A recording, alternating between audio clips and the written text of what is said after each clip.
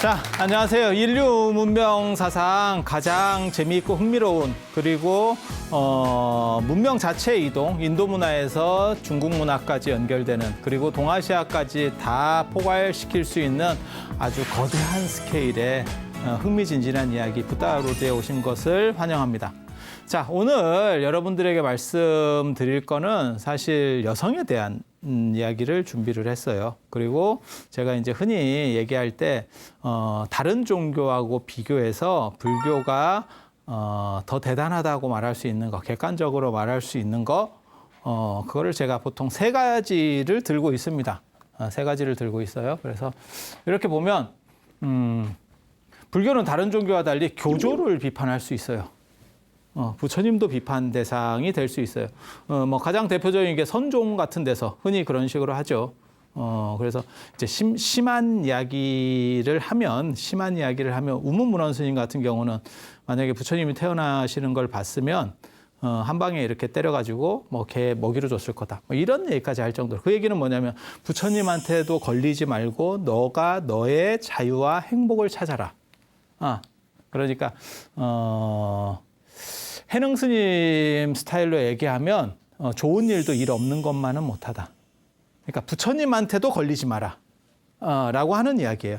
그리고 이게 이제 두 번째 이야기하고 통할 수 있는 얘기입니다. 그래서 나를 목적으로 하는 종교라는 거. 그래서 나의 행복, 나의 자유라는 걸 목적으로 하는 거고, 부처님 같은 경우는 어떻게 보면 진함이라는 표현 아세요? 진함철, 자석, 이런 게 아니고 그냥 진함이라고 나올 때는 나침판, 우리가 어떤 식으로 하는가에 대한 방향을 잡아주는 것. 그래서 불교가 지혜의 종교라고 말하는 거는 사실 지혜라고 하는 부분과 그 다음에 나의 행복, 그 두 가지가 축이에요. 근데 아마 다음 시간쯤에 얘기해드릴 그게 이제 자등명, 법등명이라고 하는 거죠. 자등명, 법등명 한 번씩은 들어보셨을 거예요. 그런데 거기에도 놀라운 내용이 있습니다. 전혀 여러분들이 알지 못하는 진짜 그게 그거였어? 라고 할 만한 이야기가 또 숨어 있어요. 근데 거기 가만히 보면 자등명이라고 하는 것은 나를 등불로 삼으라는 거고, 그 다음에 법등명이라는 진리를 등불로 삼으라는 거예요. 그래서 진리를 통해서 네가 행복해지면 이라고 하는 게 불교의 가장 중심적인 목적입니다. 그렇다 보니까 교조에 대한 비판도 가능해요. 그래서 불교의 가장 큰 특징 중에 하나라고 우리가 이렇게 보면 뭐가 있냐면, 부처님을 그렇게 막 계속 찾는 게 아니죠. 제가 지난번에도 그런 얘기 해드렸는데, 우리가 기도 때 찾는 거는 대부분 관세음보살을 찾지 부처님을 찾지는 않는다. 그래서 어떻게 보면 반교조적인 그런 흐름도 일부가 있어요. 그리고 합리성으로 재단했을 때 만약에 좀 문제가 있으면 부처님에 대한 것도 변화시킬 수 있는, 그리고 그게 부처님의 뜻이에요. 그래서 전에 제가 그런 말씀을 드렸었는데, 나에 대한 존경심 때문에 내 말을 고지고대로 듣고 믿고 받아들이지 말고 합리적으로 너네가 판단해보고 그것이 옳다라고 생각하면 그렇게 따라라. 그렇지 않다면 버려라. 이건 굉장히 자신감 있는 사람들이 할 수 있는 얘기거든요. 그러니까 내 말은 길이요 진리요 생명이니 무조건 믿고 따라라 라고 하는 거하고는 약간 달라요. 너네가 합리적으로 판단해보고 그것이 올바르다면 이라고 하는 거예요. 그래서 전체가 중심이 나한테 맞춰져 있는 거죠. 그리고 인간이라고 하는 게, 불교는 특징이 그거잖아요. 나를 목적으로 내가 깨달음을 얻는 거죠. 부처님한테 기도하고 이렇게 하는 것들은 내가 아직 약하니까, 그러니까 우리도 그렇게 하잖아요.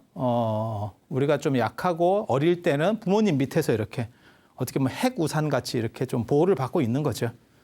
그렇게 하는 거죠. 그래서 우리가 이제 부처님한테 기도하고 가피를 구하는 거는 그런 상황이라고 보시면 되고, 그리고 우리가 이제 다 어느 정도 이상 이렇게 성장을 하게 되면 부모님 그늘이라고 하는 게 그렇게까지 필요하지 않잖아요.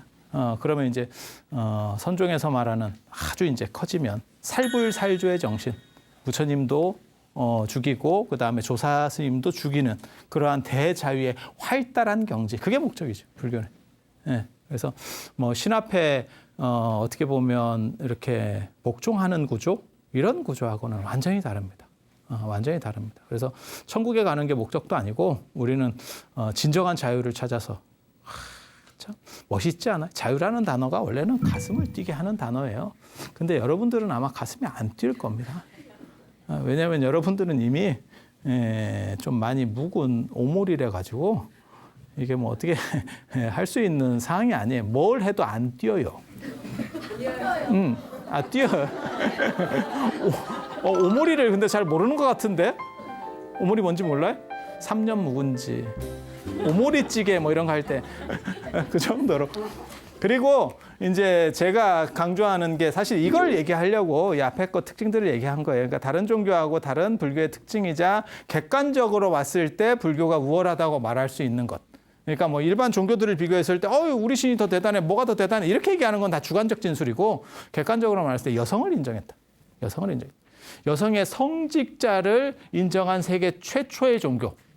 물론 뭐 작은 종교들 중에서는 여성의 성직자를 인정을 했었어요. 그 전에도, 불교 전에도. 그렇지만 이제 큰 종교 범주에서는 여성을 성직자로 인정하는 건 굉장히 어려워요. 그래서 삼소회라고 들어보셨어요? 삼소회? 세 명이서 웃는다. 세 명이서 웃는다. 뭐 이래가지고 이게 삼소회. 삼소, 세 명이서 웃는다라고 하는 건데 그게 이제 호계삼소라고 하는 말에서 나오는 거예요. 호계. 중국의 여산이라고 하는 데를 가면 여산에 독림사라고 하는 절이 있어요. 동쪽 숲절. 동쪽에 이제 숲이 좋았는가 봐. 그래서 거기다 절을 지은 게 독림사예요. 그 여산 해원 스님 계실 때 그 어른이 워낙 이렇게 인품도 훌륭하고 그 다음에 게으르식도 투철해서 그 밑에 종교를 초월해서 사람들이 운집을 해요. 운집을 해. 그래서 그 당시 유교의 도연명 들어보셨죠? 시인. 누군지 정확하게는 잘 모르겠지만 일단 들어본 사람. 그 다음에 도교의 육수정이라고 하는 사람이 있어요. 도장을 정리하는 사람, 도교의 경전들을 정리하는 사람. 그분들이 이렇게 모여서 서로 대화하고 뭐 이야기를 하면서 그 독림사 앞에 이렇게 다리가 있어요. 다리가. 이 해원 스님은 워낙 FM적인 분이라서 이 절의 산문 밖을 나가지 않는다. 최대한 아무리 높은 사람이 와도 여기까지만 배웅한다라는 게 있어요. 동구불출이라고 산문 밖에는 나가지 않는다. 평생을 그렇게 사는 거예요. 근데 저 두 사람하고 대화하는 과정에서 너무 이렇게 빠져들어서 자신도 모르는 사이에 저 개울물을 지나쳐 버렸대. 지나쳐 버렸대. 그랬더니 이제 좀 웃기는 얘기가 이제 호랑이가 뭐 크게 옆에서 울었다. 그러니 이제 경각심을 주기 위해서. 그래서 저 시냇물을 호계라 그러고 호랑이 개울이라 그러고 저기서 이제 세 사람이 그걸 자각하고 이렇게 웃게 됐다는 거야. 자기도 모르게 다리 하나 건너고 나서 이제 말에 빠져든 거지. 물론 거짓말입니다.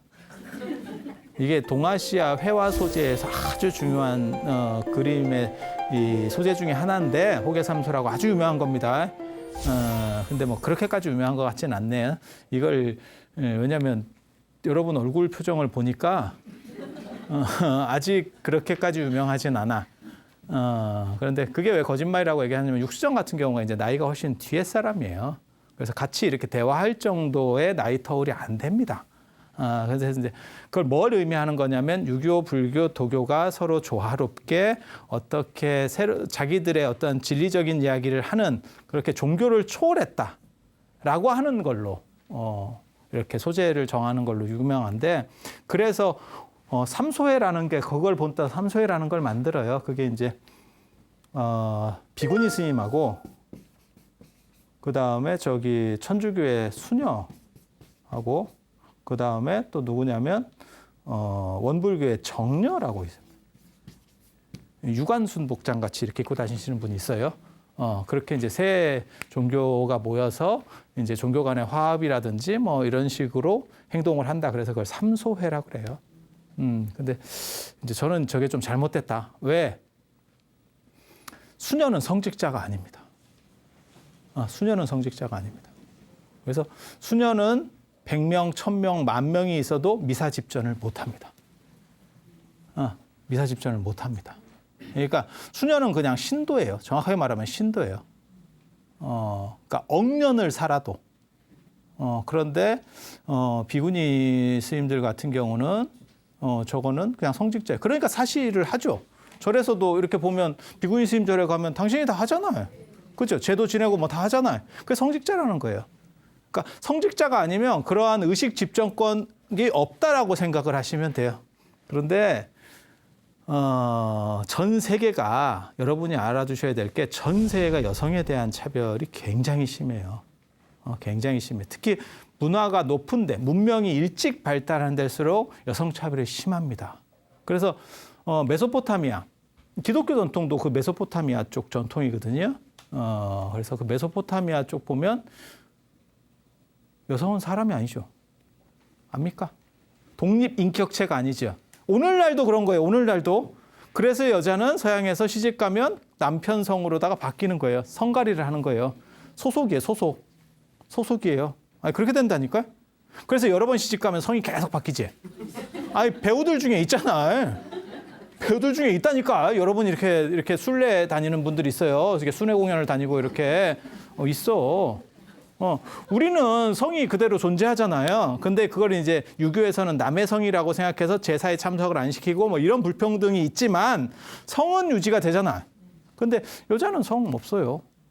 여자는 성이 없어요. 그리고 저런 문제들 때문에 뭐가 있냐면 여자는 신성 자체가 없습니다. 그리고 그렇게 되는 이유는 아담은 신의 의지로 만들어서 그 다음에 신의 의지로 만들어서 창조 자기의 숨결을 넣은 그걸 이제 중세에는 이성이라고 생각해요. 로고스라고 생각을 하는 거고 그런데 여자 같은 경우는 그중에 일부인 갈비뼈로 그러니까 아담 걸 가지고 만든 재활용품이죠. 그러니까 이 남자에 소속되는 거예요. 이 남자에 소속된다고 생각하는 거예요. 그래서 여자는 신성이 없어요. 왜냐하면 거기다 숨결을 따로 넣은 게 아니니까. 그래서 여자들이 중세 마녀 사냥할 때 얼마가 죽었는지 몰라요. 수십만 이상이 불에 타 죽는 거예요. 그러니까 여자는 어떻게 죽냐면요. 누가 밀고를 하는 거예요. 제가 마녀 같은데? 그러니까 내가 저 사람이랑 감정이 안 좋아. 그러면 그냥 밀고 하는 거예요. 그러면 어떻게 이 사람이 그 화형을 안 당하려면 어떻게 되냐면 내가 마녀가 아니라는 걸 내가 증명해야 돼. 요즘도 그런 거 있어요. 의료사고, 자동차 급발진 사고 이런 거 났을 때 무슨 일이 벌어지냐면 환자가 그걸 증명해야 돼. 환자가 그걸 증명할 정도면 그 병원에 가겠냐? 내가 뭘 치료를 하든지 하겠지? 그다음에 자동차 급발진 사고 그걸 자동차 회사를 상대로 이게 급발진이라는 걸 내가 뭔 재주로 증명해? 그러니까 어떤 문제가 있으면 사실 그쪽에서 아니라는 걸 증명해야 되는데 이렇게 증명하면 이길 수가 없습니다. 이길 수가 없어요. 맞죠? 그래서 마찬가지예요. 중세시대 때 여자들 같은 경우는 자기가 증명해야 되기 때문에 그 증명할 방법이 없어요. 그러면 그냥 공개 화형이에요. 그렇게 수십만이 불에 꼬슬린 거예요. 이렇게 계속. 남자는 어떨 것 같아요? 남자가 그런 혐의를 받았어. 남자는 못 죽입니다. 남자는 못 죽입니다. 그리고 자기가 신에 대해서 비판적인 말을 했어. 그래도 남자는 종교재판에 걸리잖아요. 취소. 이러면 끝나요.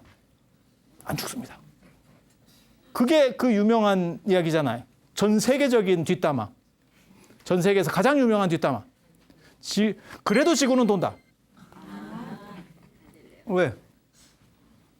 그래도 지구는 돈다. 들어보셨잖아요. 왜 근데 지동설을 얘기했다고 종교재판의 회부가 될까요? 그런 생각 해보셨어요?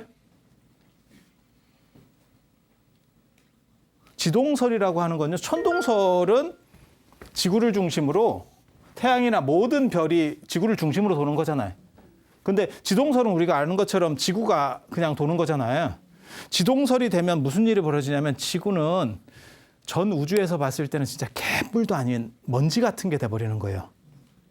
그렇게 되면 무슨 일이 벌어지냐면 거기에 왜 신의 독생자가 내려오냐? 이제 이 문제가 벌어지는 거예요. 야, 왜 하필 거기야? 천동설일 때는 왜 지구로 내려와야 되는지가 이치적으로 맞는 거예요. 근데 지동설이 되면 이런 쓰레기 같은데 왜 굳이 와야 돼? 라는 이야기가 벌어지는 거예요. 그래서 지동설을 주장하면 종교재판에 회부되는 거예요. 그래서 그게 신성모독으로 걸리는 거예요. 그래서 이제 종교재판에 회부되는 거고 그때 이제 야, 너 취소하고 살을래? 안 그러면 골로 갈래? 이렇게 하니까 취소하겠습니다. 그런데 이 양반이 갈릴레오 갈릴레이가 그때 파문당해요. 결국은 파문당해요. 그리고 언제 사면 복권되냐면 요한 바오로 2세 때. 교황 요한 바오로 2세 때. 얼마 전 교황이잖아요. 이렇게 얘기하는 거는 잘못된 것 같아요. 나이가 나오는 것 같은데 얼마 전 교황이 아니고 좀 한참 됐죠. 그래도 몇 년 됐죠, 그죠? 교황 요한 바오로 2세에 의해서 사면 복권됩니다. 그럼 어떤 일이 벌어지는지 아세요? 파문 당했을 때는 지옥에 있다가 교황이 사면 복권 해주잖아요. 그러면 그때 천국으로 가는 거예요. 되게 재밌습니다. 이 논리 구조가 굉장히 재밌습니다. 그래서 베드로 성당에 가면 거기 열쇠가 2개가 이렇게 있죠. 베드로 성당, 바티칸의 베드로 성당 들어가는 입구에 보면 2개가 있죠. 그게 땅에서 풀면 하늘에서도 풀린다는 거죠. 열쇠 2개 동시에. 이게 이제 동기화되어 있는 거예요. 그래서 자료를 업데이트하면 이쪽에서 업데이트하면 저쪽에서 바뀌어. 그럼 지옥에서 막 꼬지다가 갑자기 나 간다, 빠이빠이 이러면서 가는 거예요. 그래서 남자는 아무튼 스스로 변증할 일이 없어요. 스스로 여자처럼 그렇게. 그래서 모든 마녀 사냥이라는 말은 있어도 마법사 사냥이라는 말은 없잖아. 근데 영화를 한번 보라니까요. 그러면 언제나 중요한 뭐 반지의 제왕이든지 뭐 해리포터든지 센 마법을 쓰는 사람은 전부 남자예요. 전부 남자예요. 그래서 이게 굉장히 재밌죠. 이런 식으로 처리를 하는 이유는 여자에겐 신성이 없어서, 신성이 없어서라고 하는 거예요. 그래서 그러한 문제들이 유전하는 거고, 그래서 그게 이제 천주교나 개신교도 마찬가지입니다. 개신교도 큰 목사는 없습니다. 아무리 개신교가 뭐 평등이나 어쩌나 얘기해도 개신교에서 목사 중에서 여성 목사로 뭐 어디 대단한 사람이 있어요? 없어요. 없어. 눈 씻고 찾아봐. 제 말에 맞나 틀리나. 없어. 그게 여성 억압 구조 때문에 나타나는 거예요. 나타나는 거예요. 인도는 어땠는지 아세요? 인도도 심각합니다. 인도도 심각합니다. 만우법전에 보면, 인도의 최초 법전이라고 하는 만우법전에 보면 여성을 죽인 죄는 살인죄가 아니고 상해죄예요. 남성을 죽인 죄는 살인죄. 이게 뭐냐면 물건 취급이에요. 물건 취급. 뭔 얘기인지 아시겠죠? 율장에 보면 뭐가 나오냐면 율장 첫 번째 음계에 대한 부분이 나오는데 그게 수제나 비구의 이야기인데 거기 보면 뭐가 나오냐면 그 어머니가 이제 자꾸 이렇게 해서 출가하기 전 부인하고 해서 애를 하나 만들어라 이런 압력을 넣어요. 이유가 뭐냐면 남성이 없으면 가산이 정몰당합니다. 그 집에 남성이 한 명도 없으면. 왜? 독립된 호구로 안 봐주는 거예요. 왜? 사람이 없으니까. 그러니까 예를 들어가지고 여기 빈집이 있는데 여기 아무도 안 살고 재산권 행사를 하는 사람이 없어. 그러면 정부가 어떻게 처리하겠어요? 정부 국유지로 이렇게 흡수하겠죠. 그렇지 않아요? 그러니까 실제로 예전에는 누구 거였어 라고 해도 오래 지나면 끝나는 거예요. 그게 이제 황룡사도 그런 거죠. 황룡사가 원래는 불교 거였겠지. 황룡사지, 경주의 황룡사지 이런데 절터들 다 불교 거였겠지. 하지만 나중에 다 없어지고 오래되니까 지금은 다 국유지로 바뀐 거잖아요. 그런 식이에요. 그래서 나중에 비구니 스님들이 출가할 때도 그 비구니 스님의 시조가 누구냐면 첫 비구니 스님이 누구냐면 부처님의 이모인 마하프라자파티라고 하는 분이거든요. 근데 그것도 잘 이해를 하셔야 돼요. 왜냐하면 그때 석가족 남성들이 다 출가를 해가지고 정반왕이 돌아가신 상황에서 남자가 없어요. 석가족 그 부처님 직계에는 자 봐봐요. 정반왕, 그다음에 부처님 어머니인 마야 부인, 그 다음에 마하프라자파티 이게 대도라고 하는 이게 형제, 자매간이거든요. 자매간.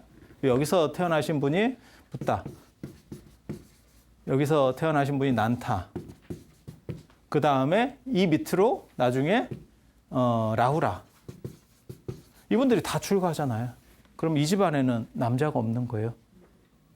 이 어른이 돌아가시면. 그래서 이 어른이 돌아가셨을 때 이 어른은 뭐 벌써 돌아가셨고 부처님 낳자마자 돌아가셨고 이 양반하고 야쇼다라 부처님 부인이 야쇼다라가 남는 거죠. 이분들이 출가할 수밖에 없는 상황이었어요. 인도의 보통 일반 룰에 의하면 그냥 혼자 살 수 없는 상황이라고 보시면 돼요. 그래서 저건 아마 유목문화랑 관련될 겁니다. 유목문화에서는 여성이나 어린애들이 혼자 이렇게 어떻게 보면 집단 안에 생존 확률이 거의 없어요. 거의 없어요. 그래서 제가 전에 그런 얘기 해드렸잖아요. 형사 취소제, 형이 죽었을 때 시동생하고 같이 사는 룰이 그런 것 때문에 만들어졌다. 그런데 여기서도 지금 남성이 없으면 저거를 인정을 안 해줘 버리는 거죠. 독립 인정을 안 해줘 버리는 거죠. 그래서 그런 이야기들이 나와요. 그래서 남녀 차별이 심했다는 걸 알 수 있고, 사띠라고 들어봤어? 사띠? 사띠? 아마 처음 들어봤을 거예요. 처음 들어봤을 거예요. 처음 들어봐도 돼. 이건 굉장히 들어보기 어려운 거니까. 사띠라고 하는 풍습이 있어요, 인도에. 그건 뭐냐면 남편이 죽으면 인도 같은 경우 화장을 많이 하잖아요. 예전에는 시체를 유기하는 문화가 있었고, 그 뒤로는 이제 화장 문화. 화장은 유목민들의 풍습입니다. 계속 이동해야 되기 때문에 이걸 뭐 묘를 관리할 수가 없으니까, 그래서 전에도 그런 얘기 잠깐 해드렸을 거예요. 그렇게 해서 불을 피우면 사띠가 뭔지 아세요? 부인이 그 불길 속으로 뛰어드는 겁니다. 숭고하지? 안 뛰어들으면 무슨 일도 있었을 것 같아? 밀어주는 사람도 있었을 거예요. 그래서 지금도 유적에 남아있는 게 있어요. 거기는 손도장이 31개가 찍혀 있는데, 그건 뭔지 아세요? 31명이 그 남자 죽었을 때 뛰어드는 거예요. 아니, 그 정도 열렬하면 여러분들한테 있지 않아요? 네? 동아시아에도 비슷한 게 있었죠. 그게 순장이라고 하는 거. 순장. 그래서 이제 핵심자가 돌아가시게 되면 이제 그 관련 분들을 다 이렇게 같이 이렇게 묻어주는 거. 자결하는 경우도 있고, 자기가 스스로 자결하는 경우도 있고, 이제 생매장은 약간 이게 좀 깝깝합니다. 그래서 자결해서 묻히는 경우도 있고. 순장 들어보셨잖아요. 순장이 빠른 시간에 없어져요. 그래서 이제 한나라 때 무덤이나 이런 거 보면 나무 인형 같은 게 막 들어가 있거든요. 그런 게 이제 순장 대신에 이렇게 쓰는데, 그래도 중국에 계속 있었습니다. 계속 있었습니다. 동아시아에 잔인한 거 진짜 많아요. 여러분들 몰라서 그렇지. 그게 조선 후기 되면 진짜 잔인합니다. 그게 이제 우리가 아는 것처럼 남편이 죽으면 목매는 풍습이 우리나라에 있었잖아요. 아니, 뭘 많이 봤잖아요. 전설호강 같은 데서 많이 봤잖아요. 이렇게. 그런데 그게 자기가 매는 경우도 있지만, 아까도 얘기했지만 성씨가 다르죠. 성씨가 다르죠. 그러니까 조선은 철저하게 남성주의 사회이기 때문에 어떤 일이 벌어지냐면, 이 여성의 신부는 그 남자가 부여하는 거예요. 그러니까 너 나가 이러면 끝이에요. 그리고 같이 살아보다가 로미오와 줄리엣 같이 될 수 있다고 저는 생각해요. 근데 그런 기간은 진짜 짧겠지. 그 다음부터 매달리고 싶겠어요? 그런 사회적 인식 때문에 매달리는 거예요. 우리 집안을 위해서, 집안의 영광을 위해서. 그리고 안 매달리면 시댁에서 준비를 다 해줍니다. 올라가서 뒤밀기만 하면 되게. 진짜. 왜? 같은 성이 아니기 때문에. 그래서 동아시아에서도 여성차별은 굉장히 심각했어요. 굉장히. 그렇잖아요. 그 칠거지약 얘기만 봐도 너무 불평등 아니에요? 너무 불평등이지. 그러니까는 남편은 바람 피고 와서, 여자는 남자가 먼저 죽으면 목을 매야 되는 상황이고, 칠거지약은 뭐냐면 남편이 바람 피고 들어오면 얼굴을 좋게 하래잖아. 그렇게 해서 약간 이게 얼굴이 굳어지고 이러면 그러면 쫓아낼 수 있다라고 하는 거잖아요. 그게 시기 질투 이렇게. 근데 사람이 꼭 뭐 이렇게 살갑지 않아도, 아니 그래도 좀 기분이 나쁘지 않을까? 아무리 뭐 기대치가 없어도 그렇지 않을까? 그럴 것 같아. 그럴 것 같아. 그래서 이런 사회가 불과 우리나라 안에서 불과 지금 100여 년 전 얘기를 하는 거예요. 그렇게 옛날 얘기를 하는 게 아니에요. 그래서 2500년 전에 부처님이 여성을 인정해 줬다라고 하는 거는 굉장히 큰 겁니다. 그래서 그때 보면 상황들을 보면 맨 처음에 부처님이 안 된다 그랬어요. 안 된다 그랬어요. 왜 안 된다 그랬을까요? 여성이 들어오면 문제들이 생긴다. 이렇게 이제 하면서 뭔가 이렇게 조건들을 제시를 하거든요. 근데 나중에 아난이 그걸 설득을 해요. 아난이. 이제 부처님 돌아가시고 나서 안한하고 가섭이 충돌하는데 마하가섭입니다. 거기에 보면 안한이 사실 여성들의 출가를 도와줘요. 안한이 여성들의 출가를 도와줘요. 그래서 뭐라 그러냐면 두 가지 문제를 제기해요. 이모가 당신 이모 겸 어떻게 보면 엄마인 마하프라자파티가 당신을 양육하지 않았으면 당신이 상당히 살기 힘들었지 않았겠습니까? 이렇게 인간적으로 호소합니다. 그 한 가지. 근데 이걸로는 사실 안 움직였을 거고 그 다음에 건 게 뭐냐면 인간의 보편성이에요. 여성도 깨달음을 얻을 수 있습니까? 수행을 하면? 그랬더니 이게 불교의 특징이 신분제의 혁파거든요. 신분제를 타파했다는 거는 신분과 관계없이 모든 사람은 다 깨달음을 얻을 수 있어. 라고 하는 걸 전제로 했다면 그러면 여성은 안 됩니까? 이렇게 한번 더 물어보는 거예요. 근데 여성도 됩니다. 이렇게 대답해요. 여성도 된다. 그러니까 그러면 여성도 출가시켜주는 게 정당한 거 아닙니까? 근데 문제는 그 당시 여성에 대한 인식이라든가 차별이 너무 심해서 여성을 인정해 줬을 때 불교가 견딜 수 있느냐의 문제가 벌어지는 거예요. 그러니까 뭐라고 생각하시면 되냐면 조선시대 때 여성에게도 과거 시험을 보게 해주고 여성도 자유롭게 재혼할 수 있도록 해주고 남성과 거의 대등한 조건을 줍시다라고 하면 그 사람이 죽는다니까. 그렇게 말한 사람이. 그리고 여성들도 그걸 싫어해요. 아이러니하게도. 지금하고 다릅니다. 굉장히 여러분들이 반드시 알아두셔야 될 게 그렇게 얘기하면 여자들은 다 좋아한 거 아니에요? 아니에요. 여자들도 싫어요. 그 문화 속에서 하도 잠겨 있어가지고 그런 생각 자체를 못합니다. 실제로 조선 후기에 보면 노비를 이렇게 양민으로 바꿔주겠다. 정부에서 그런 조치를 합니다. 이유는 뭐냐면 세수 증대를 위해서. 그런데 노비들이 데모를 했다니까. 난 양민이 되기 싫어요.